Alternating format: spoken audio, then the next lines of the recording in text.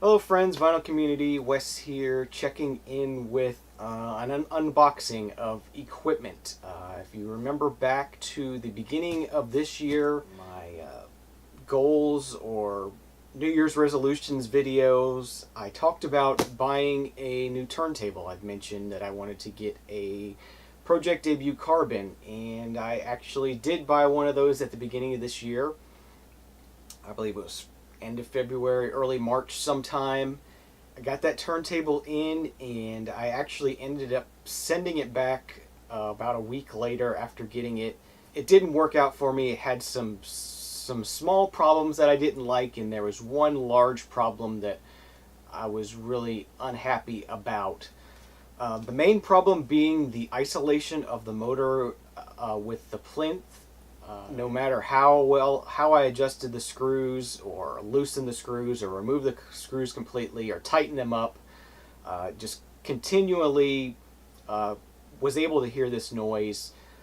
Just wasn't able to fully get rid of it. I got it to be very minimal, but it's one of those things that once you hear it, you can't stop hearing it. So unfortunately, the Pro-Ject debut carbon just isn't going to work for me. Unfortunately, I ended up sending that back, and I went back to using my Technics SL1300 again. I actually have done some upgrades since then. With that being said, I still wanted to try another new turntable, and recently decided to order another turntable. It's another Pro-Ject. I really like Pro-Ject as a company. I like their sort of business mantra. They're really trying to bring higher quality products to the masses. They're not real snobby and snooty. They're constantly trying to evolve and trying to build new products and find cheaper ways to manufacture things. And they got a new turntable coming out that they're trying to put in the $200 price range, which would just be awesome. Be a lot better than some of the lower end turntables that are available on the market now. So I really like Pro-Ject as a company. The carbon, I think, has one major design flaw. What we have today here is sort of the next move up on the line from the debut carbon, and this is the Pro-Ject Genie 1.3 RPM, or it's either RM or RPM depending on where you live. They name it different things. This is a vastly different turntable in appearance and thought, and all around a vastly different turntable from the carbon. So let's go ahead and get this thing unboxed and open up and see what it looks like and give you my first impressions on it. We'll be doing at least one follow-up video to this one after I've had it for a few months to sort of give you my thoughts and review on this. If I end up keeping it. If I don't end up keeping this one, I'll try to do a follow-up review as well. And this Genie 1.3 retails in the States here for $4.99. It's going to be pretty much $4.99 wherever you go.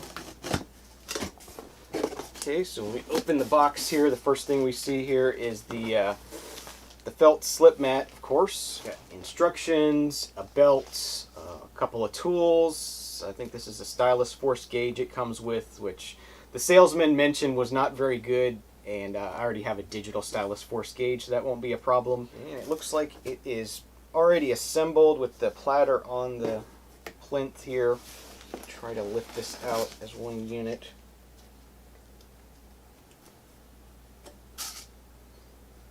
Okay, so here is the Genie 1.3 in red. I am noticing that one of the cartridge leads coming out of the tone arm is loose on here.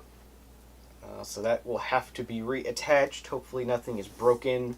Looks like everything is okay, and it'll just reattach without a problem. A piece of cardboard in here, sort of wedged in between the platter and the plinth, sort of holding it in place, and that just slides out. And one thing I do notice already that I sort of read in the specifications already, so I knew this was the case, that the bearing housing on the 1.3 is metal. I believe it's bronze, whereas on the debut turntables, the bearing housing was made out of plastic, a fiberglass reinforced plastic, which is perfectly okay. It's not, you know, there's probably a sleeve inside of that plastic, a metal sleeve, so the plastic is not going to wear out. But from a structural standpoint, I think a plastic bearing housing could possibly flex some and cause some issues.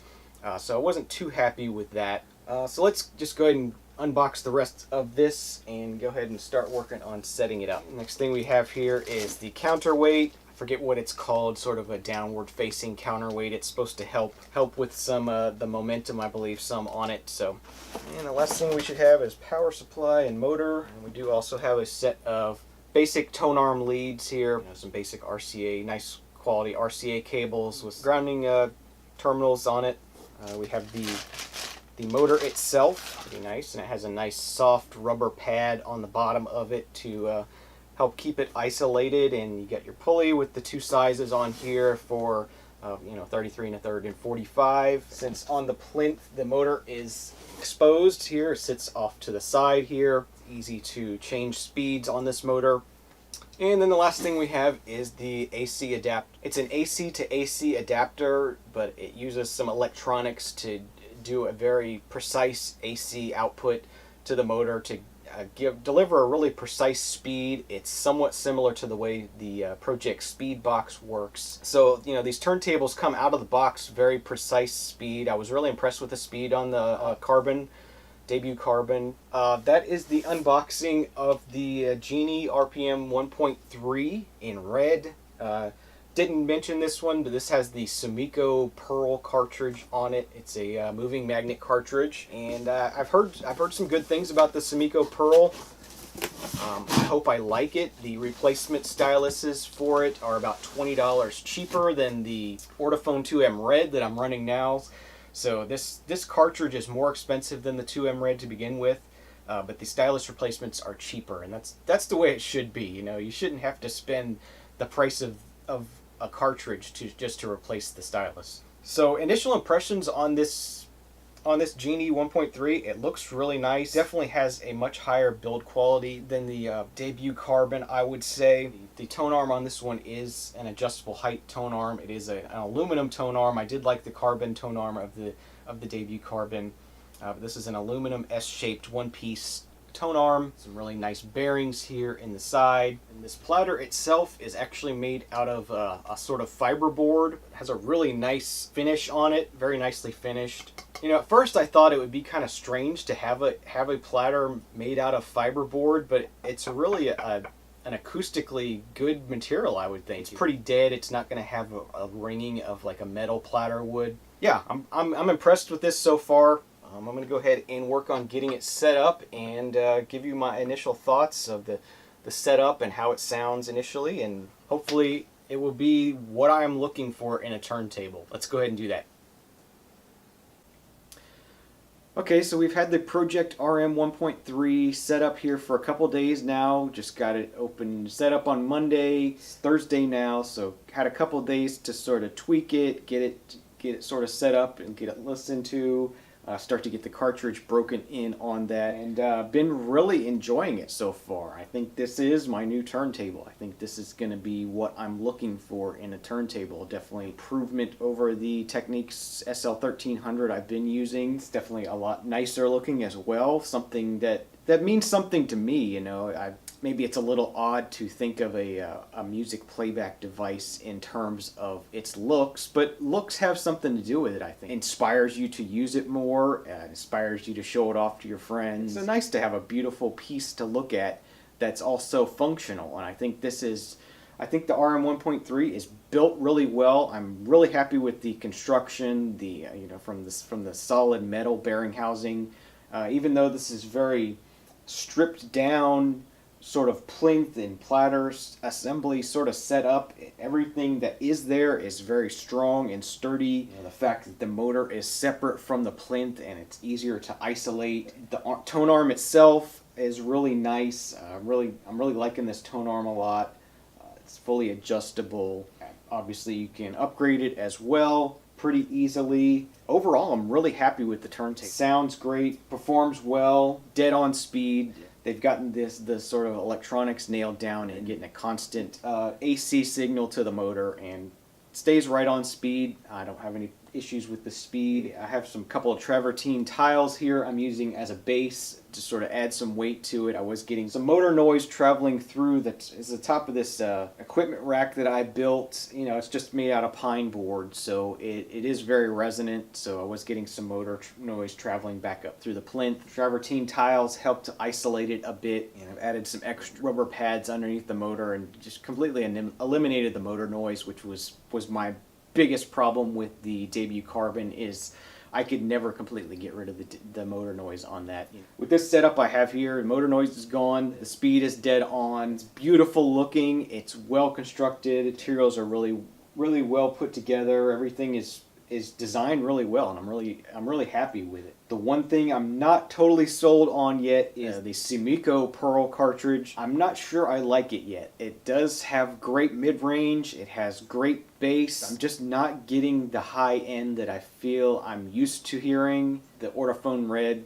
So I'm probably, in the next couple of weeks, I'm going to put the Red on here and try it out on this table and see what I get out of it. Thoroughly enjoying the turntable so far. I'm giving this one a thumbs up. I think it's my new turntable. No issues that I see whatsoever so far. Beautiful to look at. It's beautiful to listen to. A really cool piece. Yeah, I just wanted to quickly get my first thoughts out here about the Pro-Ject RM 1.3. I'm recommending this over the Carbon. If you're thinking about getting a Carbon, you know, really do your research. Make sure if you do get one that it is returnable. If you don't like it, if you run into the same problems that I had with it, maybe thinking about saving up the extra $100 or £100 to get this one. It's definitely worth the extra $100. It's my new turntable as far as I'm concerned.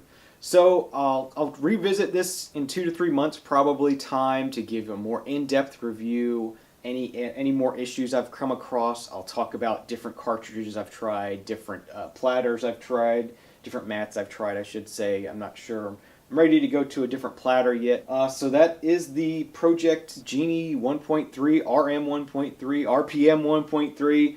Like I said, they have so many different names for this turntable, but it's a great turntable. It's right at that $500 price point, so it's right at the point where things are starting to get kind of expensive, but I think it's still budgetable for most people, and I'm recommending this one. Like I said, I give it a thumbs up. I like it so far. That's my unboxing and first thoughts of the turntable. Thanks for watching. Leave some comments below. Have any questions, let me know. I will be glad to answer any of those for you. Please subscribe, and we'll see you again real soon.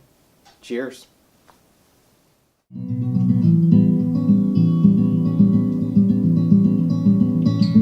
know it's my fault things all went wrong. I'm sorry for the things I said.